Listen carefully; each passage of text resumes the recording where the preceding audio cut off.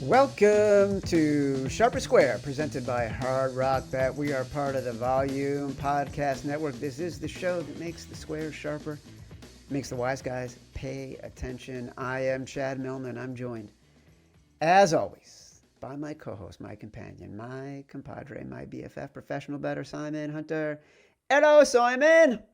Chad, I'm a little worried. My life is peaking right now, and honestly, could not be better. That's Is it always because of scary. Tyrese Maxey and Edgecombe?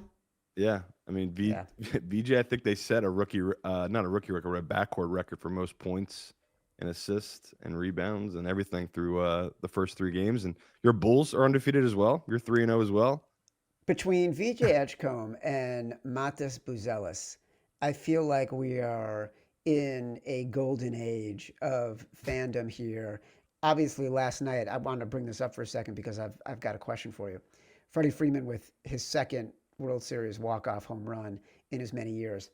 I asked my kid the other day, my kid's, by the way, my kid turns 19 today. And I say that because he's not anyone who grew up in the world where baseball was anything anybody was rooting for. It's clearly like below NBA and NFL in terms of fandom and in terms of audience and all those kinds of things. But I said to him, game 7 winning, walk-off World Series home run, catching the game-winning touchdown, scoring the game-winning touchdown in the Super Bowl, game 7, game-winning shot to win the NBA Finals, World Cup, game-winning goal. What do you choose? What did you choose? What do you choose from those? I mean, the home run. Obviously, you can't beat it, but I'll always go with March Madness last shot. Like I Interesting. don't care. Like to me, we missed a moment. I'm a Duke fan. We missed that moment with Butler, Hayward, half court heave off the backboard, just missed. Like that. That to me is peak. Like it doesn't get much better. 21, 22-year-old hitting that shot, David versus Goliath. But I'm with you. The basketball one to me is peak. Huh. I what's interesting is me, 54-year-old man living in the suburbs, my son, 19-year-old in college, wildly different experiences growing up as sports fans. We both chose game 7 walk-off home run in the World Series. And I've been trying to think about why. And after the Freddie Freeman stuff, I realized it. It's about pace, it's about moment, it's about time.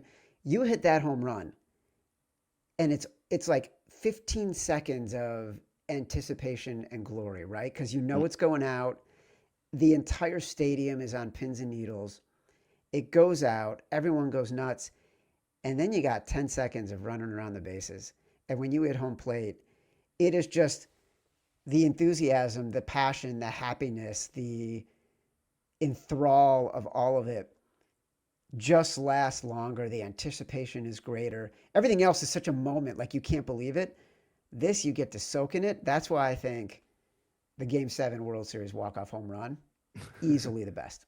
Yeah, and I told you, NBA's got to be careful. Baseball is having a moment. I thought It's having a real after moment. after Barry Bonds, I thought I would never see a player like that ever again. Like Barry Bonds, to me, you can say he cheated. We all know he probably cheated, but allegedly, he's to me the greatest player ever. The guy, like, they couldn't pitch him. You had to walk him. He was so incredible. Otani is just the ultimate. He's the greatest athlete probably we'll ever see in sports for right now. I'm sure there'll be another one that comes along, but never seen anything like it. Like he just even last night they interviewed him. I think he went 4 for 4 hitting something Yeah, insane. couple of homers, And double. it, they said, "How you feeling?" He goes, "I need to get to bed. I have to pitch tomorrow." And it's Yeah, like, it's just an insane world we're living in. Like I joked with a buddy, we're big baseball fans.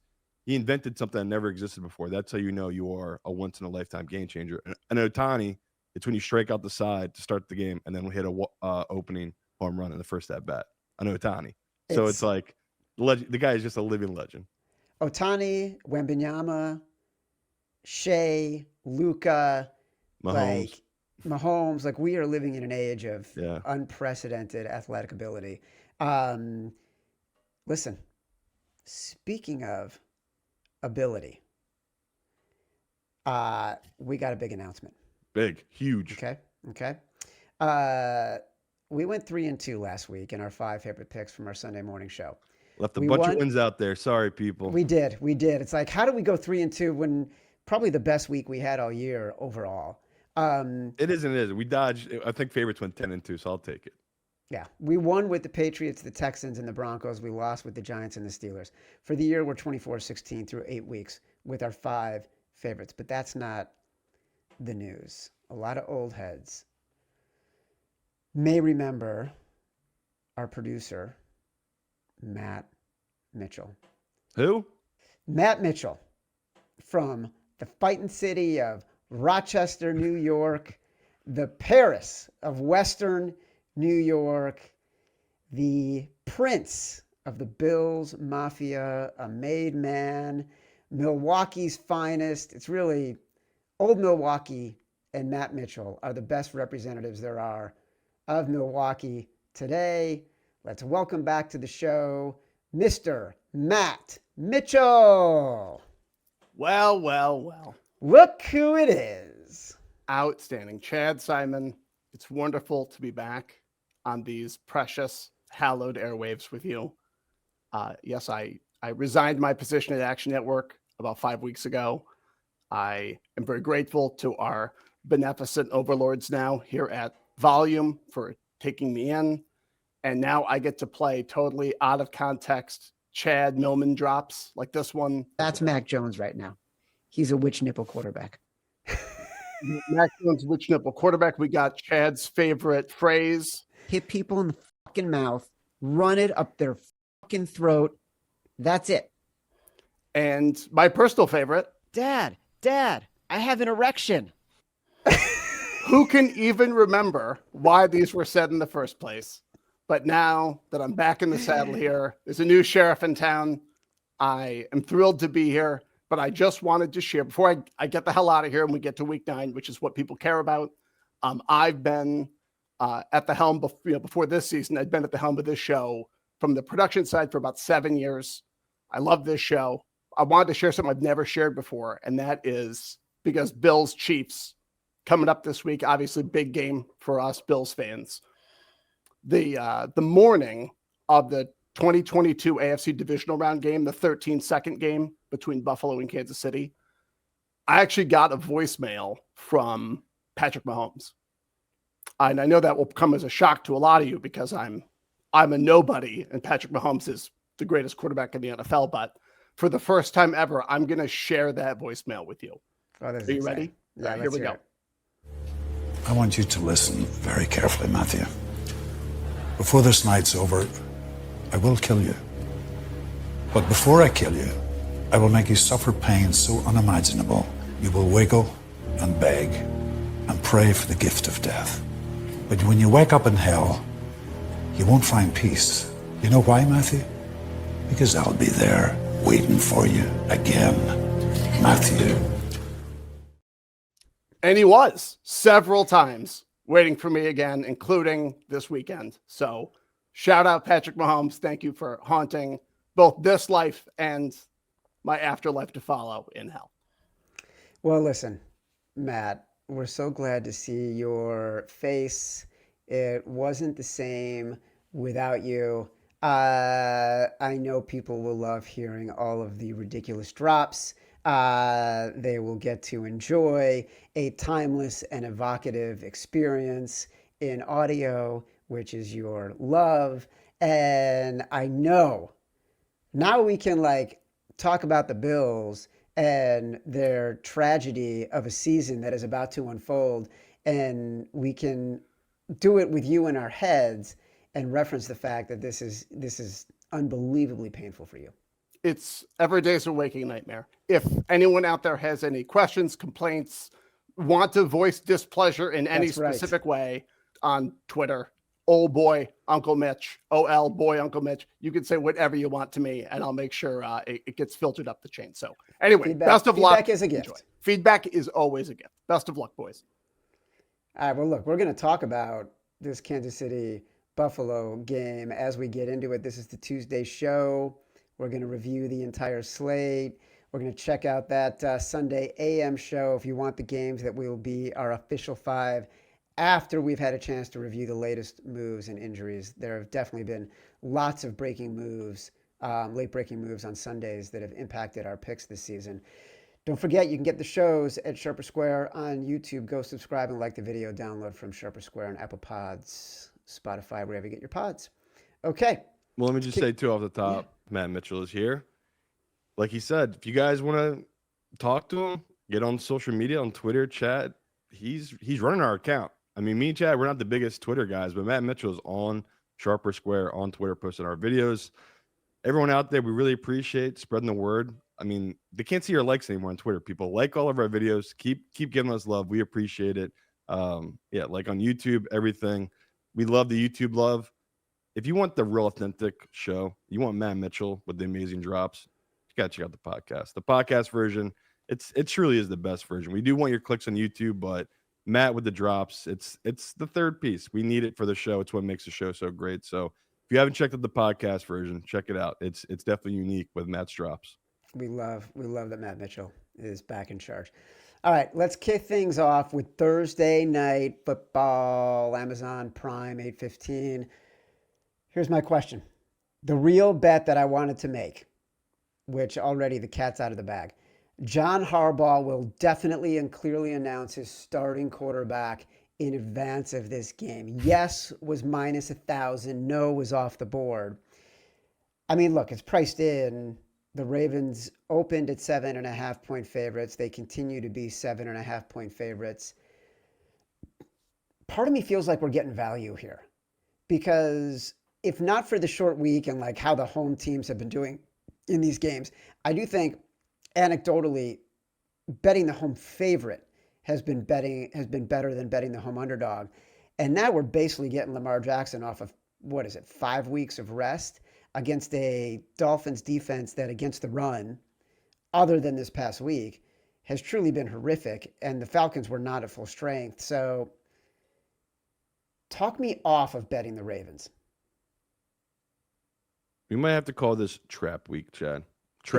By the way, traps. It fucking feels like that, right?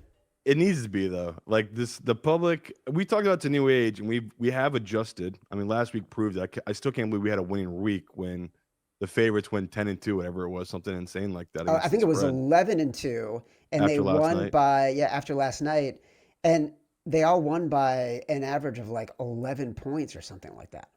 I mean, our moneyline run robin, if we could have just gave it on the spread. We didn't even need, like, that's how chalky this past week was. So everyone out there, you can keep getting away with it, but it's going to catch you. And this week is lined up to a week to catch people here. And this started off with this game. I can't tell people to back, like you just said, Lamar hasn't played in 5 weeks, which is good. He's rested, but he's also totally out of rhythm. So this is the perfect team to get in rhythm against. He could do it. I'm not going to force us to make this one of our 5 or one of my favorite bets, but like you're telling me I'm getting Miami plus 7.5 Tua at home against a Ravens defense that I still think is highly suspect. Like you said, I mean, I went back and watched the Caleb game. There were opportunities there. There were plays to be made. He just had an off day. This is Tua's environment. It's at home. As you know, much as I don't want to give him credit, when he plays bad defenses, that scheme, that run scheme they have, it all works, right? So that was the biggest thing I took away too from that game last week was just Van Noy. I know it's not the biggest name. He's an older guy. Him being injured and the Ravens not having true pass rushers, that's like a real thing. There was no guy that scared you. I mean, you know that with last week. He had time. Like it's just him doing stupid stuff and missing throws is why they didn't work last week. So I am shocked to see all the money, all the tickets, everything right now is on this Ravens side. Like, I don't know about you. I feel like I got away with one last week with that one. We kind of stole it. We totally got away with it last week. Even down to the very last play of the game. We talked about it on Sunday. The Bears still easily could have gotten in the back door because you could have seen them going for 2 after scoring a touchdown and making this a 30-24 game. We got way, way lucky with that game. But that also tells me something. The fact this number hasn't moved off of the 7.5 after the news about Lamar basically being said he's going to be the starter. and that all the money and the tickets are coming in on the Ravens, this number hasn't moved, tells me that somebody somewhere likes the Dolphins aggressively. Which is shocking because like as much as I get it, like I've talked about, this is a nice Tua spot. It's like we are talking about backing a Dolphins team after a huge road win when the whole We're house not was on talking about fire. it. We're not talking about it. So I'm on Miami. I can't get over as someone that's taking a position now on the Ravens, obviously a couple weeks ago to win their division, everything like that. This is no doubt a must-win game, but this is the type of game that does trip up this type of team. So you can get plus 330, plus 340 right now. Miami's money line. If you're taking the plus 7.5, you have to sprinkle a little bit on that Miami money line. It's just a weird spot. It's a short week on the road for a Ravens team that has a quarterback that is not in any type of sync or flow with the offense. So if Lamar had played this past week and this was a Sunday game, I think this is a worthy number. Minus 7.5 after all those things is worthy. No game and a short week for this Ravens team that, they're not a juggernaut. This is not Ravens of last year. This is a team hanging on by what feels like a thread right now, this Ravens team. Minus 7.5 is just totally aggressive, priced in line. Feels like too much respect for a team from last year, not a team from this year. So again, another time where I just am shocked the books have opened this, but like Chad said, the fact they haven't budged, it shows the books and some bettors are taking very big positions on this Miami team. All right. Chicago at Cincinnati. The Bengals are 2.5-point underdogs. The professionals came in on the Bears pretty early, and they should absolutely eat against this team. Right now, Joe Flacco and Trey Hendrickson both considered day-to-day. Flacco with the shoulder, Hendrickson with the hip. He did not play in the latter half of that game. They can't get a pass rush. They're last in the league in pass rush win rate, which is basically how fast you can get to opponents or beat opponents off the line on passing downs. The Bengals defense gave up 260 yards rushing to the New York Jets. I would think after last week, whether they were playing the Bengals or they were playing the number one rushing defense in the NFL, Ben Johnson is not interested in putting the ball in Caleb's hands in moments of leverage. He wants the Bears to dominate on the ground. That's how he has built his career. Just because the Lions used to score a lot of points doesn't mean that they were just a pass-happy team. They dominated on the ground. That's what he wants the Bears to do. We saw the Bears do that during their win streak. This is a good opportunity to get back to that. So it makes sense to me that the money has already come in on the Bears. And with I need more intel on Flacco and Hendrickson, but the Bears under 3 to me.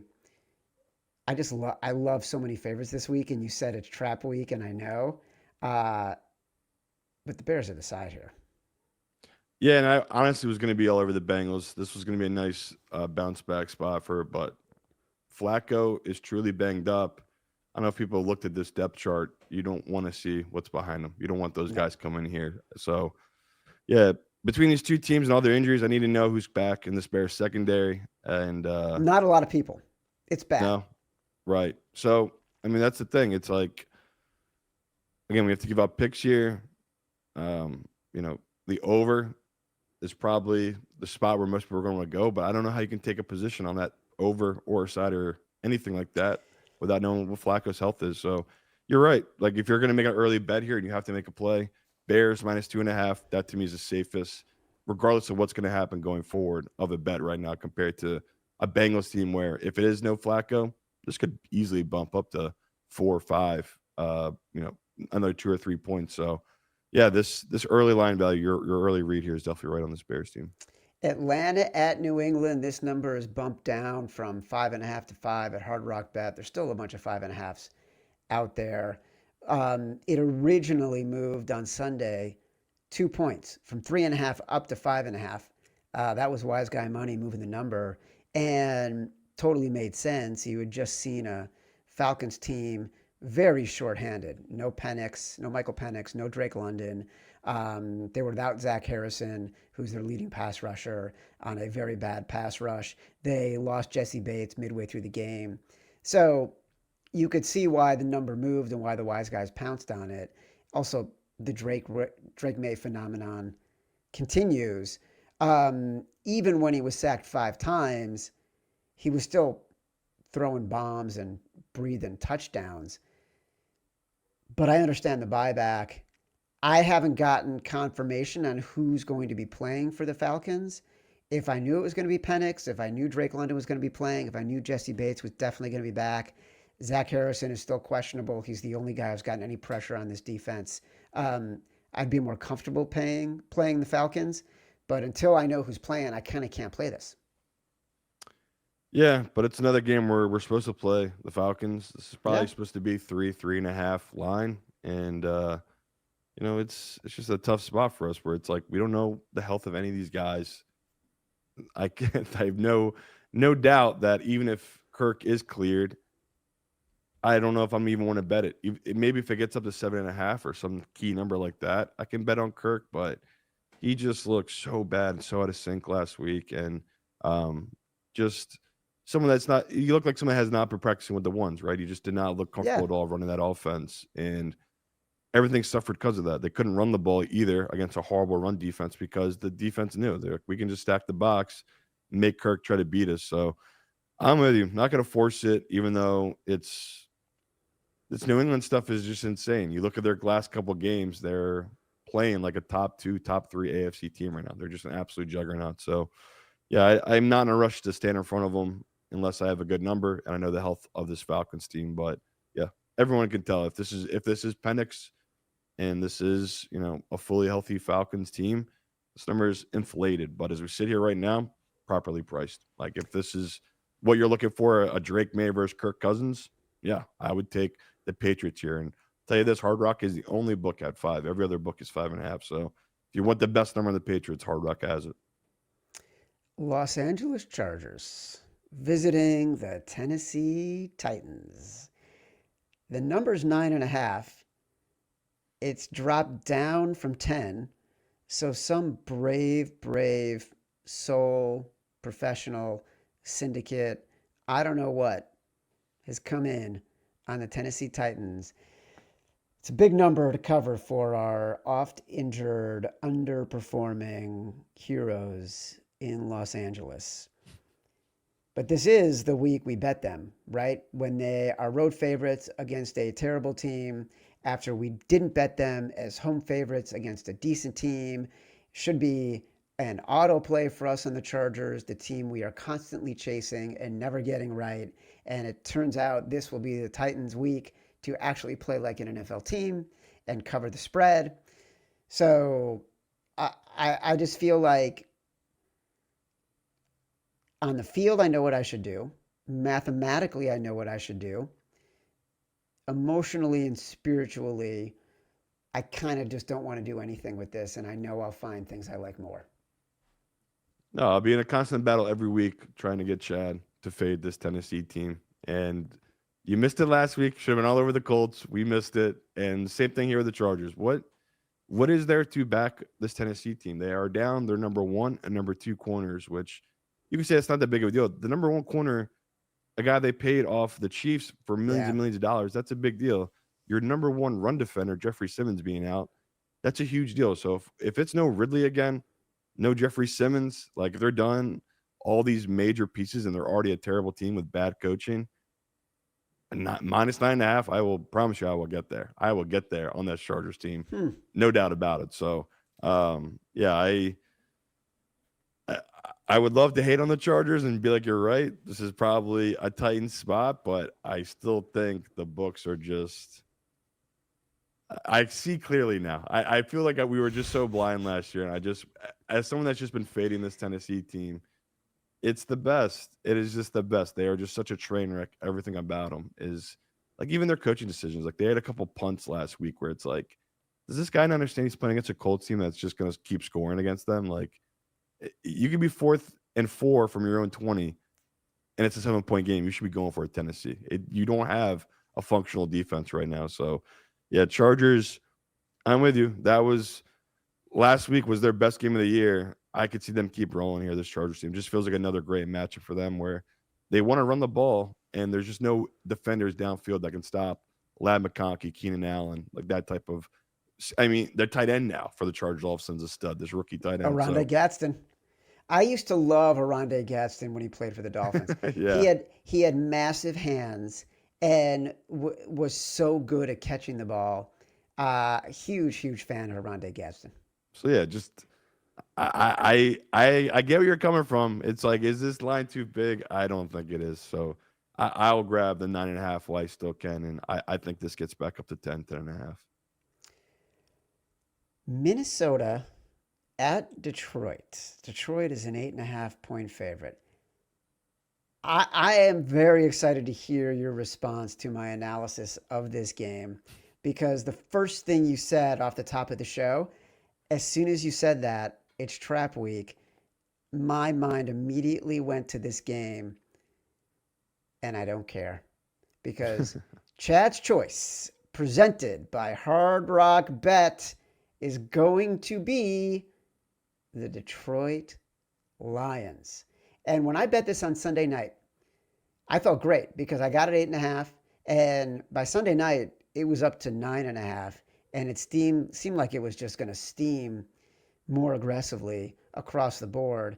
And then Monday it started dipping down. It got back to 9. It got back to 8.5, and it's kind of just steady at 8.5 right now. And I truly don't get it.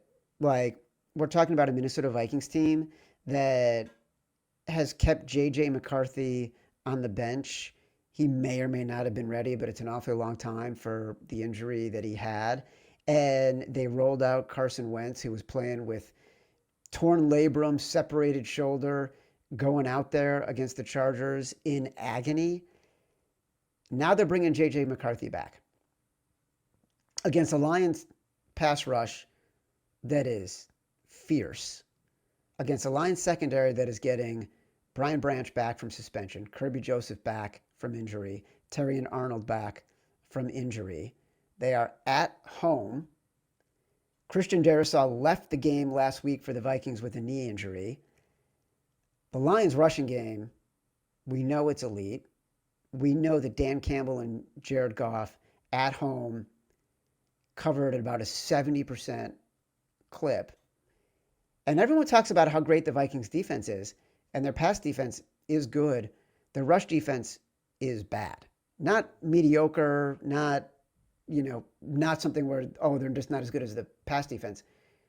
It's just a bad rush defense. It's bottom 10 in multiple advanced analytics categories that bring all of the numbers together to give you a holistic look at the rush defense. So I know you're going to tell me it's a trap. I'd walk into this trap all day. Give me the Lions. Nah, not really though. It's the Vikings on the road with technically a rookie starting quarterback, right? It's his third start or second start. So it's not. There's other games way more stinky than this one. I'm with you on the Lions. I have this at 10. Technically getting 1.5 of value. The one bone I do have to pick in life, we all make mistakes and we all have to apologize. Kirk Herbstreit, man, the stuff he was saying about Carson Wentz, talking about how he's not acting like a leader, he shouldn't be throwing his helmet and he shouldn't be in pain on the sideline after getting demolished, saying he needs to act more professional. Okay, you expect apology today or yesterday. It comes out this guy's playing 2 straight games with a torn collarbone. He doubled down into it. And it's like, dude, get Kirk Herbstreit and his damn dog out of my sport. I am now officially totally out on this guy. I didn't mind him because he is a wet blanket with an old man, Al Michaels. And sure, let them just talk about nothing for 2 hours. I do not care. It's Thursday Night Football. Or I am just so out on this guy now. I can't tell you how mad I was once I found out that this man was playing with these grueling injuries, and this guy is just telling him to act more professional. It's like, is this guy out of his mind? This guy doesn't even know half these people on this team because he only watches Big Ten football and college football. I just don't even get me started, Kirk Herbstreit. So I always love when you have opinions on the announcers because you'd think that I would have more opinions on the announcers having been in media for so long. I don't even think about the announcers other than Troy Aikman, who's the best color guy in the history of sports. But I go to bed at halftime and it's glorious. And I'm not even listening to these guys. I am unfortunate. And Kirk, get out of my sport. Go back to college where they have drums in the stands during games and all that bullshit. Like, I just cannot have this man in the NFL anymore disrespecting my former hero, Carson Wentz. Can you go back to telling me how right I am then? I am with you. I love the Lions here. Doesn't this feel like a great spot? And like, great spot. It makes it makes no sense to me. Well, I wanted to dive into it because it's like, okay, maybe this is a Flores line, right? Let me dive into how has Goff done against these Flores defenses in the past, and truly, really well. Like, going back to 2022, the Lions beat them 34-23. The next game, 23, they beat them 30-24. Again, this is with Kirk Cousins being the quarterback of this Vikings team, keeping these games kind of close. Okay, let's go Sam Darnold here. That was the first game they played, 31-29. It was a really great game by Sam Darnold. In what world, again, you're seeing a pattern here of 30 points every time against this Flores defense. And then, of course, we remember last year, the decide number 1 seed, Goff, this Detroit team, beat the hell out of the Vikings. They beat them 31-9 to be the 1 seed last year. So I'm with you in the fact that every match I've seen Goff play against this Flores defense, he's had 30 points or more.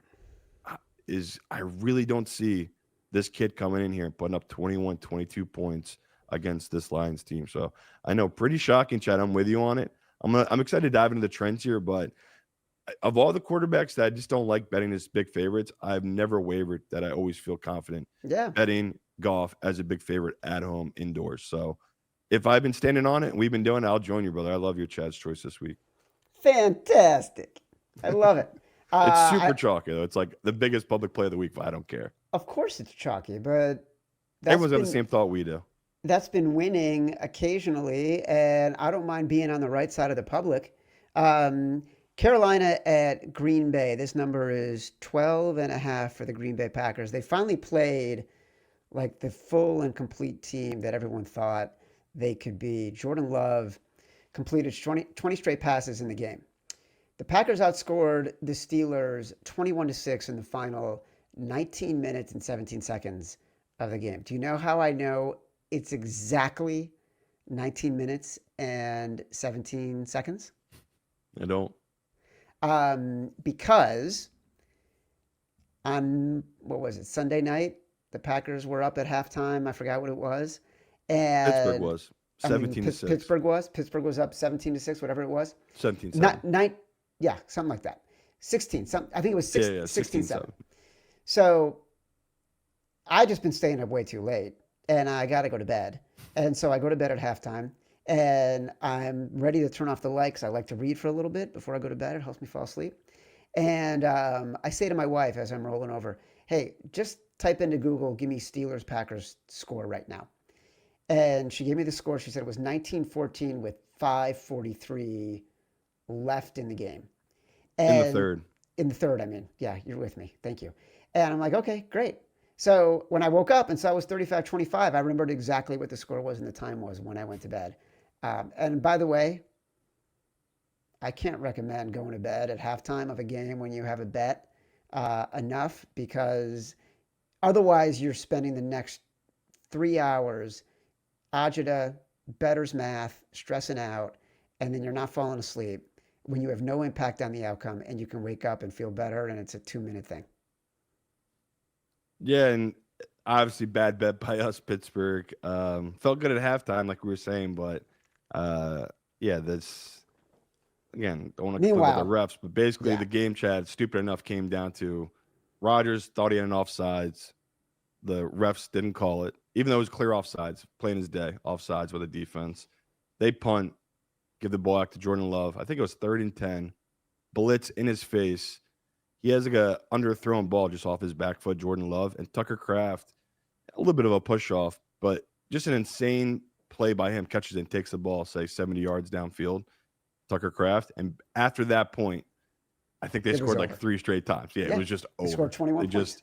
Jordan Love finally got in rhythm, and they were just unstoppable. And yeah, this is the type of game where even if this was Bryce Young, I'd probably still try to find a way to be on the Packers like we always do these adjusted lines. I'll find a way to get there, but at minus 12.5, I don't have confidence betting Jordan Love at that big of a number. And Panthers-wise, too much unknown right now. I don't know. We don't know about Bryce Young. Yeah, and I told you, there's no world I'm going to put money on Andy Dalton again. So, I'll be patient here. Maybe do some early teasers on this Packers team. But the hope is if it is Bryce Young, maybe it drops it below 10. We get a better number on teasers, whatever, to take a position. But this is a game I'm just not betting this week. Bryce Young ran on Monday, but we will know more about his status on Wednesday. Indianapolis Colts, the juggernauts, at the Pittsburgh Steelers +3. So, look, we got caught in a rah-rah Mike Tomlin spot on Sunday night. They were 3.5. We bet it. Did we learn that his rah-rah mojo cannot overcome consistently bad pass coverage and aging defensive backs on Sunday night? Did we learn that it's a problem when the player generating the most results from pressure is not TJ Watt or Alex Highsmith, but a linebacker named Nick? Did we learn it's a problem when you're playing a lot of man coverage and a lot of single high safety against quarterbacks who can eat that up, including, by the way, Daniel Jones, who's been dicing up single high safety coverage? So that's a problem. That's a problem. I don't want to get stuck rah-rahing our way to another L because of what our history says. Yeah, because this is definition of a trap spot for this Colts team. They're an absolute juggernaut, 7-1, playing against a Pittsburgh team that not only they lost 2 in a row, they've looked downright, like Chad just said, embarrassing, terrible, horrible, atrocious defensively in those games. So -3 on the Colts, I probably will still take that number as we sit here right now. Like, it to me, Pittsburgh should be +3, +3.5, +4 up there, not just sitting right now like they are. You know, it's a Colts number still at -3. So I know it's the stinkiest, chalkiest bet ever, but chalk has been winning, like we've said, and home field, it's just not hitting like it used to. And a couple games, I'm forcing us to take some of these dogs at home, but I just can't get there in Pittsburgh. That was all lined up for them, right? The first half, they gave up an opening drive touchdown, and then they had a kicker miss 2 field goals, and it's all there. It was just all lined up for that type of Tomlin game. The defense had rallied.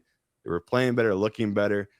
And they just the offense and the defense just fell off a cliff in the second half. It's just, like Chet said, it ain't hitting it like it used to. Like, this is, even go back 2 or 3 years ago with Mason Rudolph, we would be all over Pittsburgh here in this spot. But I can't get there. This Colts team does feel like an absolute juggernaut. And maybe I can get us to avoid taking the Colts on Sunday. But as we sit here right now, it's like, I love this team at -3. It just feels like they're still being undervalued by the market. They're just, in what world is this close? We're going to need a total meltdown from Daniel Jones. And when you have the MVP as a running back, does that happen? It's just, like you just said, they're going to have to play single high safety to take away this run game. And Daniel Jones has been burning it. So I'm just trying to find reasons, trying to look at the numbers, finding for Pittsburgh. Can't do it, even though, like Chad said, every inch of our body is telling us to take Pittsburgh here. And this is the definition of a trap. But I just, once again, can't get there in this Pittsburgh team. You just said the magic words, and I love that when we're in a mind meld because we have not discussed this. But you said undervalued and MVP. And the other day, yesterday, I was sort of thinking about this game, and I was thinking about Jonathan Taylor. And we've talked about a couple games this year we've backed the Colts because of Jonathan Taylor, not because of Daniel Jones.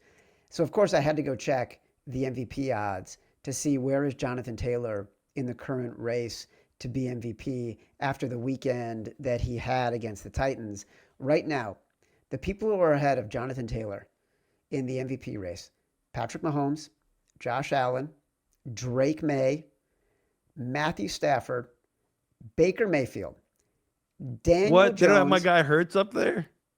He's not up. He's Oh my God! I think he's leading behind the him, league in actually. total touchdowns. He's got 1 pick, and he's played the hardest schedule in football. Daniel I'm telling you, Jones. Chad, this is.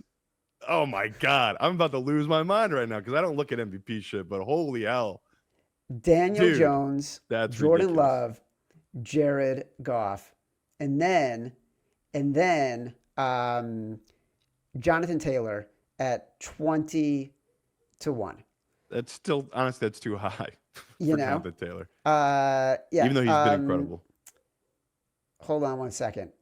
Oh, by the way, since yesterday, Jonathan Taylor has dropped from 20-1 to 16-1, ahead of Jordan Love, Jared Goff, and Jalen Hurts, who was just behind Jonathan Taylor. But here's what's crazy about Jonathan Three Taylor. straight game, 3 touchdowns, right? He had some crazy record like that. Three games, 3 touchdowns this season. The last running back, and he's had, I think, 3 touchdown games this season. The last running back to have that many was LaDainian Tomlinson with 5 when he won the MVP in 2006. The only other running back to win MVP between 2006 and this year is Adrian Peterson when he had, 2,000 yards for the Vikings in 2012. Jonathan Taylor has had 10 touchdowns in the past 4 games, the first time that has happened in a 4-game span since 2015. And this one from our good buddy Bill Barnwell at ESPN, who posted this yesterday in his always must-read Monday recap column. Jonathan Taylor has accounted for 3.9% of all the league's rushing yards by a running back this season. His team is 7-1. And thank God, even in the past 24 hours since I looked at this, his odds have shrunk a little bit. So there is some semblance of common sense amongst NFL bettors for recognizing Jonathan Taylor having an historic year. By the way, he is minus 250 to win Offensive Player of the Year. So we know that's the running back. Bet. We know that's the running back award. Yeah. But it's just ridiculous that we become such a quarterback focused league, that a guy who is doing things that is really carrying this team. Jonathan Taylor is the most important player on this team right now. And they're 7-1. And you say that, and I get where you're coming from, but talk to a Colts fan, a real Colts fan, about what life has been like after Andrew Luck. It's just the quarterback position. Nothing's really changed. I know they added Warren, the tight end, but you saw that team last year with Anthony Richardson and Jonathan Taylor. Like, Jonathan Taylor's had good years, but nothing comparable to this. And that's just the difference a good quarterback makes, because you can just run different plays and schemes. And this year, I think you're spot on. The fact that we agree, he is the best player in football right now. But if Mahomes gets that 1 or 2 seed and keeps putting up the numbers he's putting up, of course. I know that's what sucks. So that's the tough part, because it's as incredible as he is. The Eagles won the Super Bowl, and Saquon, our MVP, ran for 50 yards. Like, you can take that position away and you can win by 40 points in the Super Bowl. If your quarterback can't complete the ball 20 yards downfield, that's never going to happen, right? That's why the quarterback is so much more important. So it just sucks for Taylor. Like you said, if he keeps putting these numbers up, it's going to make it a real decision, because that's the only thing that Saquon was missing. He had the yards, he just didn't have the touchdowns. So right. That's the last time we won it. Like Chad said, LaDainian Tomlinson, he had the storyline, he had the touchdowns. Adrian Peterson, when he won it, he was coming off a major knee injury. And we just didn't, that year, there was no good, great quarterback. So it could line up. I'm not trying to tell people it's a dumb bet. I wouldn't make it, just because it should be 50-1. That's the type of odds it really is in actuality. All right. San Francisco at the Giants. Giants are 2.5-point dogs. I know it's chalky to like the Niners here, but after playing the Texans defense, this is going to feel like playing against 8th graders, because the only rush D worse than the Titans is the Giants, literally the only one. I know. And that's what the Niners are going to want to do. And now all of a sudden the Giants are without Cam Scatteraboo, and I think it's a tough road to go down right now, because that spirit, their spirit was just taken from them. What is this line, though? And that's this was almost Simon Says. I'm not forcing it, because the Giants are the right side here, but I think it's going to get the +3, maybe +3.5. Because like Chad said, it's going to be all love Yeah. for the 49ers here. There's a lot of underlining numbers where this is a good matchup for them. And hey, maybe Purdy will be back and they'll move it even more. But my God, does this line stink to holy hell. Them giving us under a field goal here because it's a no-brainer Niner spot after that bad loss. I just do not get this line at all. The books are not here to give out free money. So, man, I'm with you. It's very tempting. My model loves the 49ers here. Like I have this right now, -4, whether it's Mac Jones or Purdy. It's a 1.5 of value. That's a ton of value. So a key number. I don't. There's so many games I'm already being a sucker on. I can't be a sucker on this one. This is Giants or nothing at all for me. Denver at Houston. Houston -1.5. This is flipped from Houston +1.5. You mentioned this Sunday night. You liked Houston. We both bet Houston at +1.5. The line has moved largely because Pat Surtain is going to be out. And so now you've got basically probably two of the best defenses in the NFL, especially when it comes to rushing the passer, going against each other. And I would have felt better about the Broncos' chances, even though I had bet the Texans, if Pat Surtain was playing, because the Broncos are so good at getting extra pressure with 5 guys, because they know Pat Surtain is on somebody and they can not worry about that side of the field. I think that this is a big, big difference, and I'm just glad I got the +1.5. Yeah, once again, trap game. The public's going to be all over this Denver team. Once again, just like last week, Houston will be undervalued, where people are realizing this is one of the best defenses in football. They're a legit juggernaut. And unlike Denver, who are going to be missing guys, Houston's getting guys back and they're getting healthier. And they should have, hopefully, Nico Collins back, which will be a big bump when they're down their number 1 corner in Denver. And Denver feels like a little bit of an overvalued team. I know they're still atop of the division right now. The people are feeling good, right? That huge blowout win over the Cowboys. But my God, I couldn't believe when I saw the splits on this game, all the public love for Denver. God. It just makes it so easy in my job. Again, them not being scared about this line flipping just shows, just like that last week with the 49ers, it's like, that should be alarms to you people. When this professional money is moving a number 3 points this early in the week, that's a big deal. And just matchups on the field wise, there are ways for Denver's offense to attack this Houston team and exploit some things that other teams have this year. But it just feels like another spot where Houston's defense at home, they're going to perform well against, I think, Bo Nix, who struggled against really good teams that disguise blitz packages, which is what Houston loves to do with DeMeco Ryans. He's just a really smart defensive mind. I mean, Kyle Shanahan talks about it all the time. Him and Saleh, 2 of the smartest guys he's ever been around defensively. So people know how much we love Saleh. I say I have the same respect here for DeMeco Ryans. So Houston was going to make him Simon Says if they were still +1.5. Like Chad said, the number has moved. Still think there's value there. It's still under the key number of 2. Still think it's a good bet, but I'm like you. I wish this was still us getting a good dog here, but let's be patient. Let's hope some smart group comes in on Denver, maybe gives us back to being a dog here. But yeah, like you said, I'm not rushing to take it, but it feels like a really, really good spot once again for this Houston team. New Orleans at Los Angeles. The Rams are 13.5 point favorites. Just a really big number. We don't know who's playing quarterback yet for the Saints. Is Spencer Rattler's era over? Is it time for Tyler Shuck? We don't know what's going to be happening there yet. There has been no word out of New Orleans. I don't know that it really matters. I also don't really want to bet the Rams anything outside of a parlay on the favorites at 13.5. They've won a couple games by pretty big numbers this year, but something about, like, I don't trust them. I don't trust them as being a blowout team against bad teams. Do you know what I mean?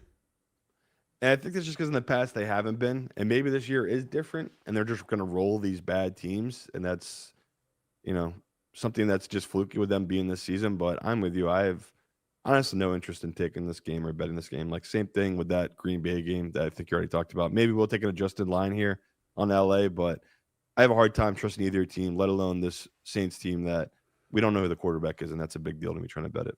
Good, because I really want to talk about Jacksonville and the Las Vegas Raiders. Raiders right now are +3 at Hard Rock, +3.5 elsewhere. I'm not going to lie to you. This came very close to being Chad's choice. Betting the Jacksonville Jaguars Good. at Whew. minus. Well, that's a trap. I want to make sure, like, you're just like everyone else. It's the trap of traps. Jags. Oh, yeah. I love the Jags here. Yeah, I'm just glad you stayed away. No. I still bet the Jags Oh, no. at -3. Oh, no. Look, the Jags' biggest weakness, as I've said many, many times, is Trevor Lawrence. He's completing 58% of his passes. I know, but what is this line? He's not a very good quarterback. What is this The line, Raiders' Chad? defensive backfield is atrocious. 27th in the league in expected points added. Their propensity for zone allows for much bigger plays in the middle of the field and yards after the catch. Like, if I have to trust somebody to improve over a bye week, and both teams are coming off a bye week, is it going to be Liam Cohn coaching up Trevor Lawrence and finding a scheme that allows him to be comfortable taking advantage of a terrible, terrible, terrible, terrible secondary? Or is it Pete Carroll trying to figure out how to do what his specialty is supposed to be, which is improving the defense? I don't see it. You say it's a trap. I say it's an opportunity. Could be. You're definitely right. Like, the -3 probably is the best number you're going to get on this Jaguars team, but That's my also why I God, bet is it. I knew it was going in that direction. yeah, there's only one way it could go, though. I don't know who is betting the Raiders. I do not get, once again, this line hanging right now is so stinky. It is so, like, these lines this week are ridiculous. I don't get it. Like, the books are now our best friends, I guess, because this is insane. They're just the fact they're willing to take for 2 days now all of this money on the Jaguars at this number is just mind blowing to me. Because no one's betting Vegas. Vegas is one of the worst teams in football. They're undisciplined. They're poorly coached. Max Crosby was banged up before the bye week. Like, it's just so bad and dysfunctional right now. So, yes, you're getting a good number. My model agrees with you. But as someone that's doing this for a living and sees these lines every week, I can't tell people to bet it. I could tell you the Jags is -3 is the best number, but this number stinks. Such a trap game, such a bad spot. I just cannot give out the Jaguars. Coward. Total coward. It's just sad. Just a millionaire sports bettor. Oh, please. Oh, God. I'm trying to protect people here. All these games are so stinky how easy they are, and this is one of them. Kansas City at Buffalo. Kansas City is a 1.5 point favorite, and it's moving since they beat the Commanders. Do you have something you'd like to say here? Yeah, this is my Simon Says bet. Give me the Chiefs -1.5. I want to play a game. Simon Says. This number is moving. Hopefully people can get it at this number. It still is -1.5 as we see right now at Hard Rock. But a lot of books are already moving up to 2.5. Again, luckily for me, it's not super trappy. I was worried about this game when I first saw it. There are pros on the Bills. There are guys taking positions on the Bills. Thank God, because I thought this was going to be the public, everybody, just like that Jags game. Pros in the public lining up to take a number that I don't understand. I do not understand this Chiefs number. I thought this would be -3. My model has it at -3.5. It's still -1.5 at Hard Rock. This is crazy, crazy value, in my opinion, on the Chiefs that are fully healthy in incredible flow state. Their whole offense is just rolling. Like, Yeah. that, I knew Rice would be a big injection to that offense. You would never know he's coming off a major knee injury. It's been incredible how good he's been since he's been back. So, just Chiefs team, to me, still being undervalued. The Bills on the flip side, I can't get over how bad Josh Allen has been this season. That Bills game, that was Josh MVP Allen. He has not been that quarterback in any game since then, it feels like. Every game I go and I watch of him, I don't put total blame on him because I do think they failed him with the receivers they've given him. They just don't have guys that can get open for the most part. And, it's tough for me to go against Josh here, right? He's going to be a big home dog, but I don't think the Bills are good. And you talk about the injuries to their defense with Ed Oliver now being out again. It's like, okay, This is a team that struggled against the run, already has issues in the secondary, stopping good passing offenses, and they don't have any type of pass rushers. So I just can't get there. This Bills team, to me, it's not priced right. It's really priced about Josh Allen being a home dog, where he's, excelled in his career, right? Usually when you think of him at home, these type of games, he's done so well. But when I really dove into it and broke it down, it's like, what am I really backing here with this team other than Josh Allen? I couldn't find anything. So I know it's shocking. Both of us favorites for our favorite bets here. We sit on Tuesday, but I do love the Chiefs on a short week on the road as a favorite. It's a weird spot for me to love. It's a weird spot when you say it out loud like that. I know. But also, it's priced wrong.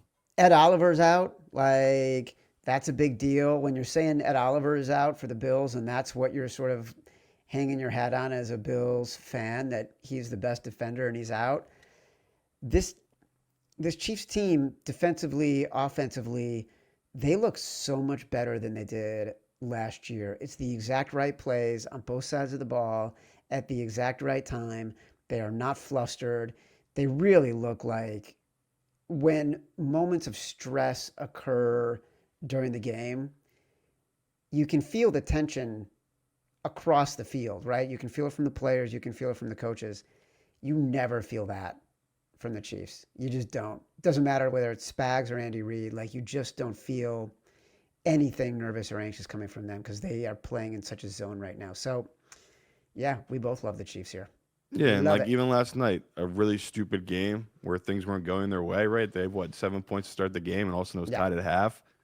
Game on the second half, made the adjustments, they just dominated in every aspect. So, like you said, they're easily the best team in football right now. And, if you're thinking of, how wide open the NFC is right now, which I agree with, the AFC, it feels like it's going to be the same old story. The Chiefs just feel like they're far and above the best team right now. Other than injuries to derail the season, they just feel like they're such a complete team right now compared to what, like you said, they were last year. All right, time to focus on our prime time spotlight. We're going to talk about these games, the standalones, as a little bit of a package. Seattle at Washington. Washington is 3.5. It started moving yesterday. You liked Seattle Sunday when it was 3. The line has moved in that direction. We would expect Jaden Daniels to be playing. Here's the real question for me. This is a trust Sam Darnold game. The Commanders' rush D is mediocre, but the pass D is terrible.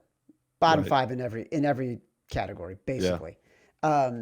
So it's going to be about Sam Darnold and his ability to win the game, which he's done. I'm not discounting anything he's done. He's definitely won them, put them in a position to win games this year. Yeah. But they're not going to be able to out-physical this team, which is how Seattle's been winning games this year. Yeah, and like we keep talking trap games, this is the definition of a trap game. Washington, embarrassed, primetime game, short Getting week. Getting the hook at home with the quarterback coming back, like... But that's why I wanted people to grab the 3, because it's like, I just, another game where it's like, there's only one direction for this number to go, right? So I hope people got the 3. Maybe you can still find it out there. Like our tough choice will be, are we really back in Seahawks at -3.5? We know it's super public, super stinky. I don't know that we will. Like at 3.5. I'm probably still gonna. I know I hate to say it. I'm probably still gonna bet it, Chad. I hate it too. I'm hating myself for it. Because I feel like I'm doing good avoiding like that Jags game, for instance. Like, but I don't know if I can avoid this one. Like all you're avoiding with the Jags is a win. I know, but I feel like you forget the experience on betting on Trevor Lawrence, and it's gonna hit you midway through the third quarter when he has 4 picks somehow against a horrible Raiders defense. Nope. But Trevor Lawrence, everything's gonna be fixed. Like that's what I mean though. When I'm betting these trap spots, it really is about the teams and them. And like I feel confident in the Colts and Daniel Jones and that offense with their run game. Same here with the Seahawks. Like I think they have a good run game with a 2-headed monster. Sam Darnold's playing at such a high level, and their defense, like we talk about, they travel. They've been better on the road than they have been at home under their new head coach and the regime. So, it's stinky, but I'm there, unfortunately, and we'll see. I'm excited to see what my model does with this line. if it is Jaden Daniels, but I have just priced him so low in my model right now just because he's not the same player with the bum knee. And you saw it even last night. Their head coach, I know he got them to an NFC championship. He feels like an idiot in some ways. Like, you can't coach the same way with Mariota as you did with Daniel Jones, who was 80% on fourth down. So, yeah, between the coaching matchup, all of it, what am I trying to – I'm trying to get there in Washington. I can't find anything that get me there. They're just – everything about them seems abysmal, and the Seahawks just seem like top 4, top 5 team. That's the challenge, right? Is that we're always talking about is when do you play the number, when do you play the situation, and when do you play what you see on the field? To me, this is sort of that classic spot where you're getting the team that just got blown out, that isn't as good, against the team that the public loves, and you're getting the hook. And if you get the key to the offense in Jaden Daniels back against a good defense, but he can be slippery, that's where we run into trouble for not having the imagination for the possibility because of the situation in the number. Yeah, maybe I'll get there, but as we say right now, I'm all aboard Seattle. Arizona at Dallas. Dallas is a 2.5-point favorite. It's come down from Cowboys -3. That one I don't get. I like the Cowboys here. I like it. Really? Situationally. I like that Kyler will be starting. It's good we're on opposite sides this week. We are on a lot of opposite sides. Yeah, that's good, though. We were agreeing too much. I just think it's the right spot for the Cowboys. My opinion, I don't think the Cowboys should be favorites over anybody unless they're playing some of the worst teams in football. Arizona, to me, is not one of the worst teams in football. If it's Kyler, shockingly, don't mind him coming back in this spot. This is the perfect type of defense to get right against. They're just abysmal in every way. So, yeah, you're probably right. If you want to get to -2.5, I don't mind that if you're going to get Dallas. But if it's 3, it has to be Arizona. Like, this is not the type of game Dallas will be able to blow a team out with. I think Arizona will be able to be competitive. Their offense can move the ball, whether it's Kyler or, Brissett. I have confidence in this Arizona offense to stay and keep it close with this Dallas team. But like you said, the Dallas offense, the trust of their kicker, if it's under 3, okay, that's fair enough. They have the best kicker in football. That's a key number for a type of kicker he is. But at +3, the value to me is all on Arizona. Like the money line +130 as well. That's the value I want to be at. Yeah, I play both of these primetime games. I'm just playing the number 3.5 and 2.5. 3.5 and 2.5. That's what I'm doing. I'm getting the home team at less than a field goal with a great offense against a not great defense, and I'm getting the home team at more than a field goal with their best player coming off a really bad game in prime time where I know the public's going to be against them, on a road favorite. Again, my only pushback would be Green Bay lost to Green Bay beat this Arizona team. They could have lost to them. They beat them 27-23. It's pretty respectable. With Jacoby Brissett. And I think we talked about until Kyler Murray learns. Kyler's never lost. You know that, right? He's never lost in Dallas. Kyler Murray learns. High school, college, or pro. Kyler Murray learns to start running the offense through Trey McBride and not doing his little pitter-patter, then I don't think this offense can be as effective as it was that we saw the past 2 weeks. I'm going to get to it. You cut me off, Chad, because you're a cutter offer. Lost to the Colts 31-27. Again, close game. Okay. 22-21 Tennessee. 23-20 Seahawks. 15-16 against this 49ers team. So every game's close. You're getting +3. That's my whole point here. It's like feels like you're taking a little bit of a bad spot here in Dallas. Where Dallas could win, you will hate yourself if it lands on the 2. No doubt about it. I am not a cutter offer. You did. All right. The games we know we agree on. Detroit -8.5. Yeah. We're talking about the Chargers. We haven't gotten there yet, but at least we both agree on the team we'd want to bet if we get there. Another one like that, Indy -3. We want to get there. Houston -1.5. We both like a lot, but full disclosure, we both got Houston +1.5. That's for pennies though. Like I'm gonna be really betting into it as them as a favorite, most likely. The Jags -3. One of us loves, one of us knows it's right, and is afraid. I'm just trying to stay away from it. And is afraid to love it. And then Kansas City -1.5, we definitely love. But I think there's a lot of games, including these primetime games, that we're going to have to revisit on Thursday. I want to hear what the Sharps have to say about where we're at. I feel like a lot of them are going to be with me this week. No, you were very public this week. This has been Sharp or Square, part of the Volume Podcast Network. We will be back on Thursday with the games we're zeroing in on, plus our Survivor pick, our head-to-head battle, brass balls, so much more. Watch or listen on YouTube at Sharp or Square. Like the video, subscribe to the channel. Also, download some Spotify, Apple Pods, wherever you get your pods. Rate, review, subscribe. Leave us 5 stars. Say whatever you want. Feedback is the gift. Until next time, love you.